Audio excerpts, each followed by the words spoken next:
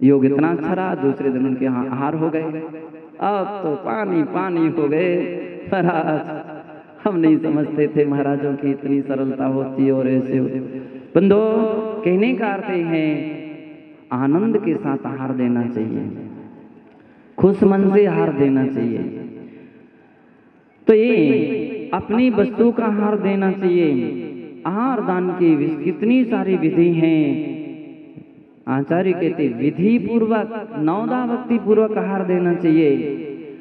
द्रव्य शुद्ध होना चाहिए। अगर कोई सामग्री अशुद्ध है, छू गई है, मत दीजिए उसको।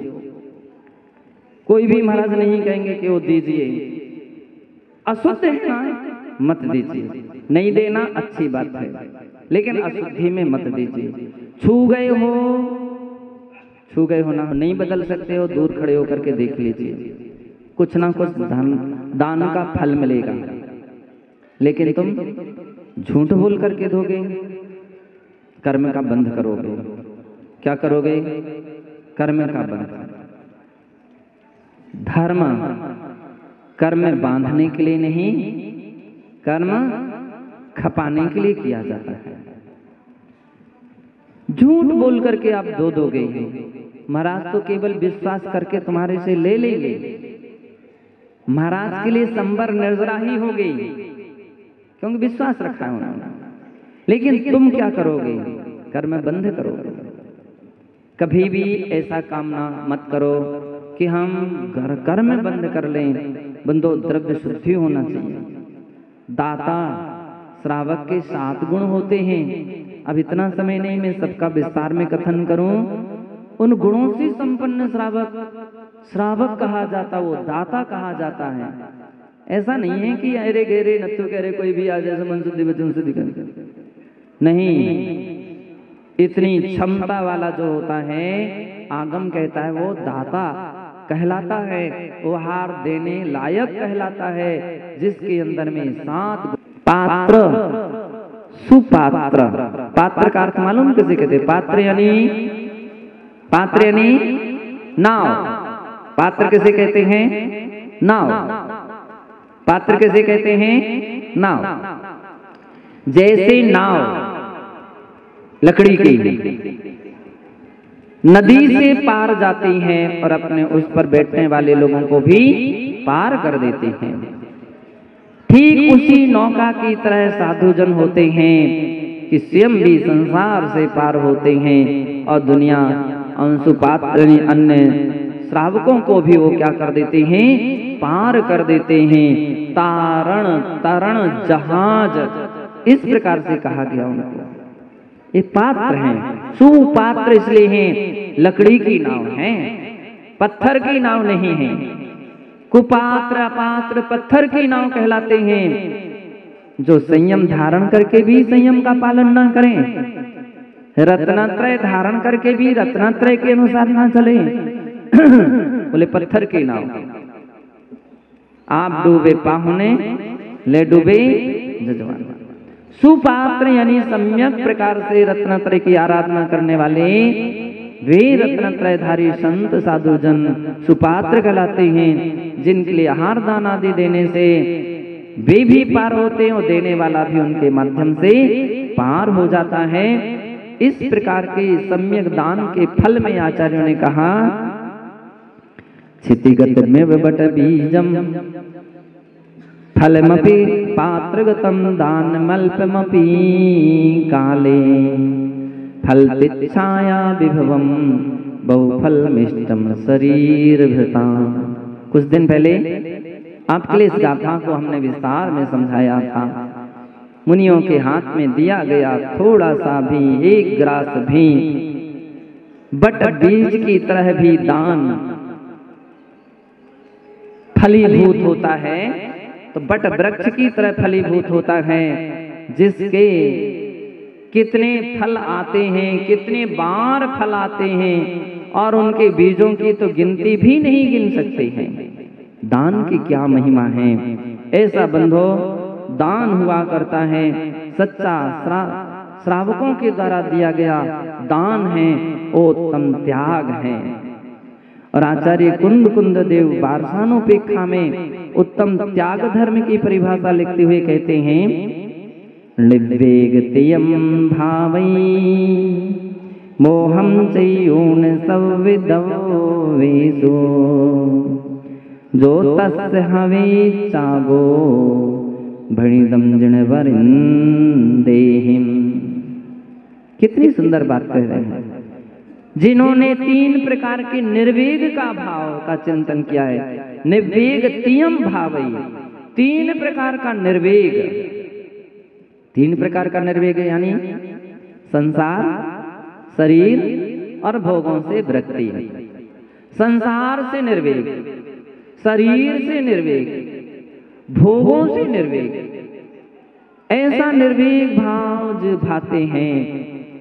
मोहम चयूण सवदवेशो,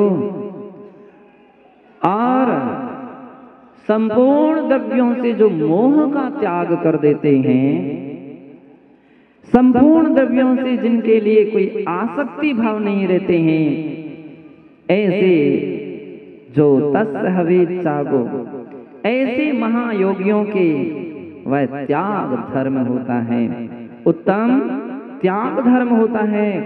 इसलिए बंधो पूज्य आचार्य कहते हैं वह उत्तम त्याग धर्म है। ऐसे उत्तम त्याग धर्म को अपने अंदर में धारण करना चाहिए।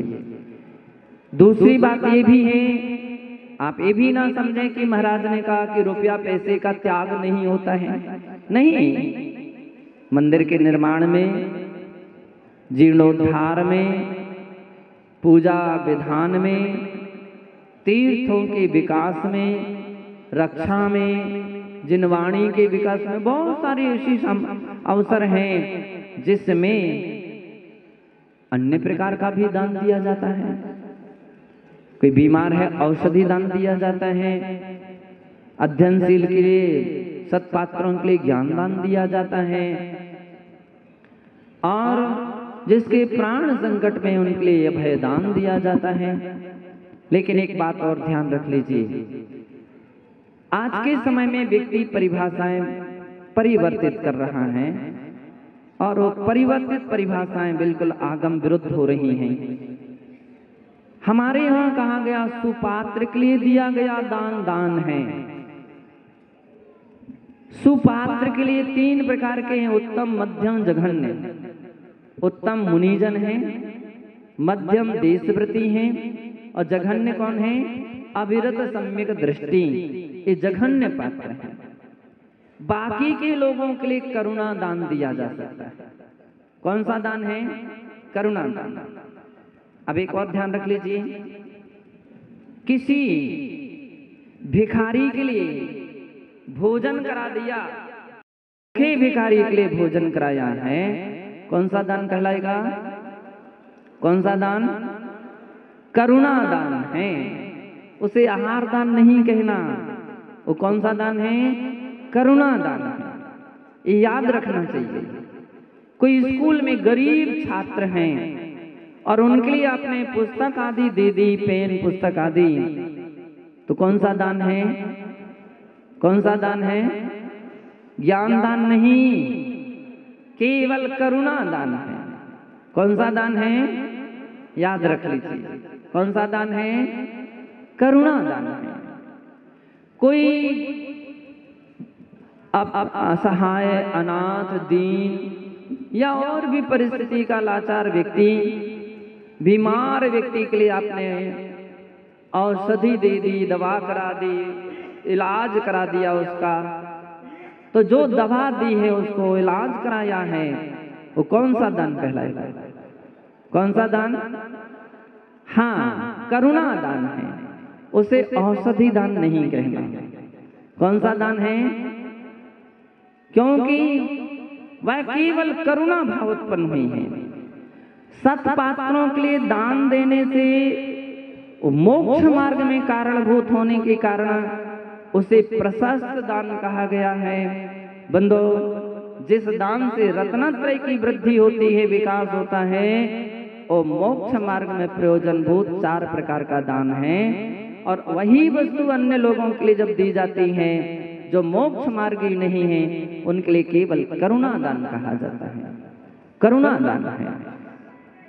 दूसरी बात मैं जो बतला रहा था, मंदिरों के निर्माण, मूर्ति का निर्माण, तीर्थोद्धार, जीर्णोद्धार, नए मंदिर का संरचना, जिनवाणी का प्रकाशन, ये भी सुदान है। इसके लिए कोई कुदान ना समझ ले, ये भी क्या है? सुदान है। जैन अपने साधर्मी लोगों के लिए यात्रा करा दी, ये सुदान है, ये भी बहुत अच्छी बात है, ये कोई बुरी बात नहीं है। इसलिए पूज्य आचार्य महाराज यहाँ कहना चाहते हैं कि ऐसा भी किया जा सकता है। लेकिन यह सब कुछ भाव, ये जो द्रव्य का दान दिया जा रहा है, बहुत खुशी होती मुझे कभी ऐसे लोगों के विषय में देख करके जिनके इतने ऊंचे भाव होते हैं। एक बार एक सज्जन दीक्षा ले रहे थे। दीक्षा लेते समय उनके पास जो जायदाद, धन संपत्ति आदि थी, तो उस पर बहुत सारे लोगों की दृष्टि थी। कोई कह रहे थे मुझे दे दें, रिश्तेदार कह रहे थे मुझे दे दें, कोई कह रहा था मुझे दे दें। तो उन्होंने सबके बीच में एक बात पहले रख दी। उन्होंने कहा अब ये मेरी वस्तु है, मेरा अधिकार है, मेरी पैसे पसीने की कमाई है, ये मेरे ऊपर निर्भर करता है कि मुझे क्या करना है। क्या सुंदर बात उन्होंने कही। उन्होंने कहा ये भी मुझे मालूम है कि आप लोगों को देंगे तो केवल पाप में जाएगी, पाप में उसका उपयोग होगा। किस में उपयोग होगा? किसी ना किसी पाप में, हिंसा, झूठ, चोरी, कुशील, परिग्रह में उसका उपयोग होगा। और यदि हम इस किसी धर्म कार्य में दे देंगे तो इसका धर्म का उपयोग होगा। बंदो, उन्होंने सारी संपत्ति धर्म के लिए या धार्मिक कार्यों में उपयोग कर दी, धर्म के लिए दिया। एक ऐसा विचार उनका था कि पाप में हमारी संपत्ति का उपयोग नहीं होना चाहिए, और पाप में गई तो क्या गया। मैंने इतना अध्ययन किया, विवेक, ज्ञान और जागृति है कि मैं पाप की पुष्टि नहीं, पाप के विनाश करने के लिए इस मार्ग पर बढ़ रहा हूँ। बंदो, अच्छे कार्य में ही धन का उपयोग करना चाहिए, वही धन की शोभा है।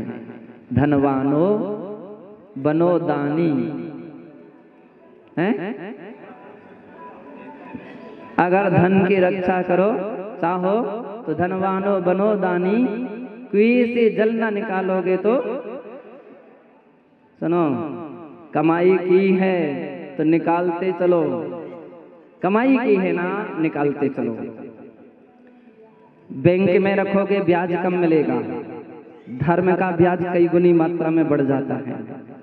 बैंक इस भाव का इसी भाव में रह जाएगा, लेकिन परभाव तक जाने वाली वस्तु है तो त्याग है। वो क्या चीज है? त्याग है, वो धर्म है जो परभाव तक व्यक्ति के लिए ले जाता है और सशक्त बनाता है। कभी आपने देखा एक बच्चा राजा के यहाँ जन्म ले रहा है और एक बच्चा भिखारी के यहाँ जन्म ले रहा है। बच्चा तो वो भी है, वो बच्चा वो भी है, उसने भी जन्म से कुछ नहीं किया, इसने भी इस जन्म में अभी कुछ नहीं किया, लेकिन दोनों में परिवार इतना अंतर क्यों आ रहा है? एक भिखारी के यहाँ और एक राजा के यहाँ, चक्रवर्ती के यहाँ जन्म ले रहा है। बोले जो देकर के आया उसे मिल रहा है, जिसने दिया ही नहीं था उसे मिलेगा कैसे?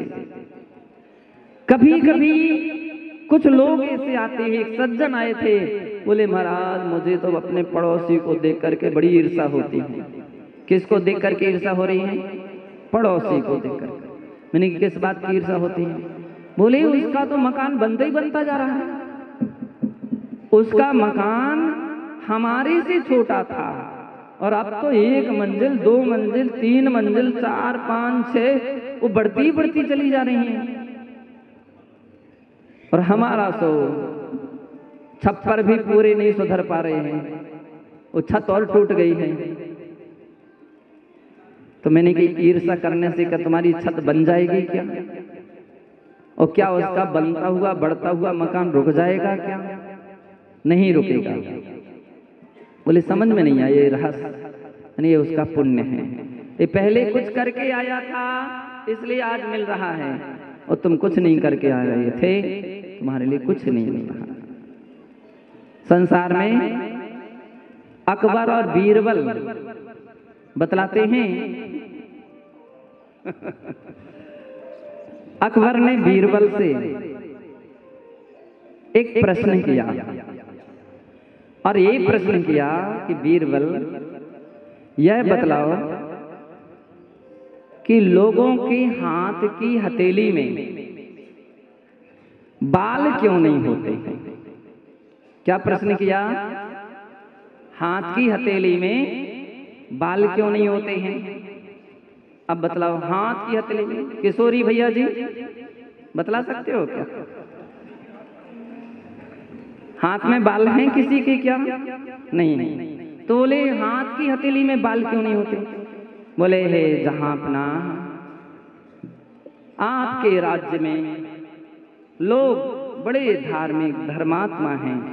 कैसे हैं? बोले इतना दान देते हैं, इतना दान देते, इतना दान देते हैं कि देते देते देते उनके हाथ की हथेली के बाल सब घिस गए। इतना दिया, इतना देते हैं। तो उन्होंने कहा सभी तो नहीं देते हैं, सभी थोड़ी दे सकते हैं। हाँ साहब, ये भी बात सही, सभी नहीं देते हैं, तो दूसरे लोगों के हाथ की हथेली में बाल क्यों नहीं है? बोले इतना लिया, इतना लिया, अमित के हाथ के तो पूरे हथेली के बाल ही साफ हो गए थे। बोले लेते ही लेते वो हाथ के बाल सब निकल गए, गिर गए, इसलिए उनके हाथ में बाल नहीं है। अकबर ने कहा बीरबल, संसार में ना तो सभी देने वाले होते हैं और ना सभी लेने वाले भी होते हैं। ऐसे भी तो लोग हैं जो ना देते हैं और ना लेते हैं। अब उनके हाथ में, बोले साहब ये बड़ी कठिन बात है, मैं अपने मुख से नहीं कहना चाहता हूं। बीरबल बोले, अकबर बोले नहीं, कहना तो पड़ेगा। बोले कहो? बोले हाँ कहो। बोले बहुत सारे लोग ऐसे हैं जो केवल हाथ मलते मलते, हाय इतना दे दिया उसने, इतना दे दिया, इतना दे दिया, तो हाय हाय उसके ऊपर करते हैं। हाय उसने इतना ले लिया, इतना ले लिया, इतना ले लिया। तो ये दोनों तरफ से वो हाथ मलते मलते उनके भी हाथ हथेली के बाल समाप्त हो गए।